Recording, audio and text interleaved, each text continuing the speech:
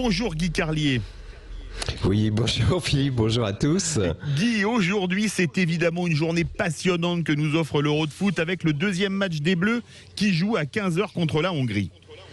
Oui, c'est vrai Philippe, il y a des jours où les matchs de l'Euro sont plus excitants que d'autres et aujourd'hui nous avons la chance de réveiller ensemble les auditeurs à l'aube d'une journée qui s'annonce enthousiasmante.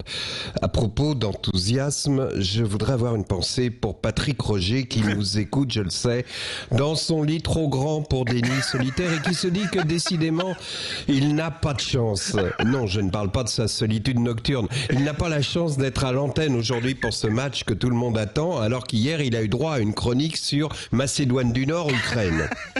Celle d'aujourd'hui sera donc évidemment consacrée à l'équipe de France et afin de vous donner un maximum d'informations inédites et passionnantes, j'ai écouté hier la conférence de presse de Didier Deschamps et je n'ai pas été déçu car, comme d'habitude, le sélectionneur n'a pas pratiqué la langue de bois et a lâché quelques bombes médiatiques incroyables que je vais vous raconter le plus fidèlement possible.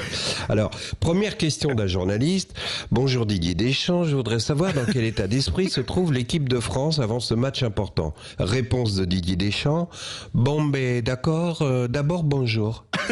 C'est incroyable. On reconnaît là l'humour décapant et le sens de la propos de Didier. Et d'ailleurs, tous les journalistes présents ont éclaté de rire. Mais le meilleur restait à venir avec la réponse à la question que nos auditeurs ont déjà oublié vu qu'ils nous écoutent dans un demi-sommeil et qui est dans quel état d'esprit se trouve l'équipe de France. Et là, ce fut le premier coup de théâtre de cette conférence de presse quand Deschamps a déclaré, tenez-vous bien, bon mais je dirais que le groupe vit bien. Quelle audace! Il nous a balancé ça sans filtre. Et les journalistes, pourtant habitués à des entraîneurs cash comme Simeone ou Mourinho, étaient tétanisés parce qu'évidemment, on sort pas indemne d'une phrase comme ça. Hein. Mais il est comme ça, Deschamps. Il s'en fout. C'est un intrépide, un insoumis. Il dit les choses, même si ça secoue, même si ça dérange, même si ça va au plus haut sommet de l'État, comme si au plus haut sommet de l'État, on dit Deschamps va trop loin.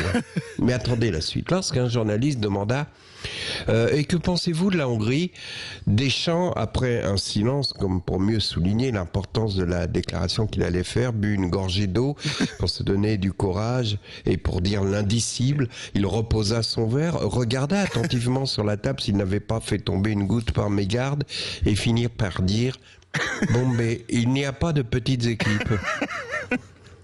Un murmure d'admiration parcourut les journalistes, mais le plus fort restait à venir car il était en état de grâce, Didier, et lorsqu'on lui fit remarquer qu'en cas de victoire contre la Hongrie, la France serait déjà qualifiée, il répliqua « Bon ben, on prend les matchs les uns après les autres ». Comme si on allait le prendre, on allait faire un blow, tu vois, comme si on allait tout prendre, enfin bref. Et lorsqu'on lui demanda s'il acceptait de révéler, alors là, est-ce que vous accepteriez de révéler des consignes tactiques, un petit secret donné aux joueurs? Il n'hésita pas à dévoiler le plan secret de l'équipe de France en disant « Bon, mais l'important, c'est d'être en place ». On lui demanda enfin quelle est la dernière consigne que vous donnerez à vos joueurs avant de quitter le vestiaire pour la pelouse. Et là, Deschamps révéla qu'il hésitait entre deux options.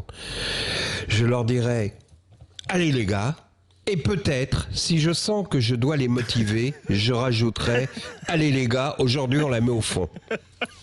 Et enfin, lorsqu'on lui demanda ce qu'il pensait des conditions climatiques caniculaires dans lesquelles allait se jouer ce match, il conclut « Bon ben oui, paraît qu'il va faire chaud, mais je vais quand même prendre un parapluie au cas où. » Bon, ce qui est bien avec Didier Deschamps, c'est qu'il ne risque pas d'enlever de la table de la conférence de presse une bouteille qui ne lui conviendrait pas, comme l'ont fait Ronaldo ou Pogba, puisque pour lui, il n'y a qu'une carafe d'eau tiède.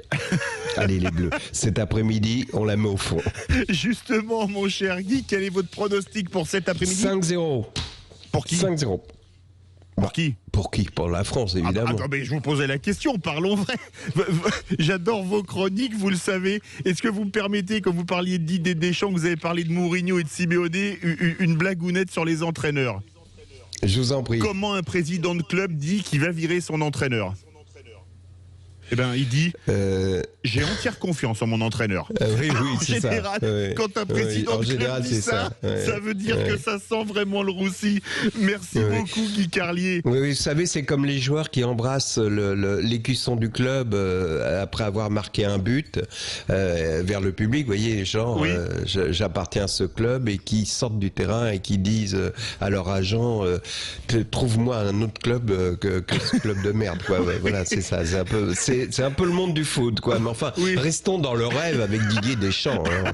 Et dans le rêve avec vous, merci beaucoup, Guy Carlier, à la limite du Allez, hors-jeu. bon- Et on vous retrouve bonne demain. journée. Bonne journée, À demain. allez les Bleus.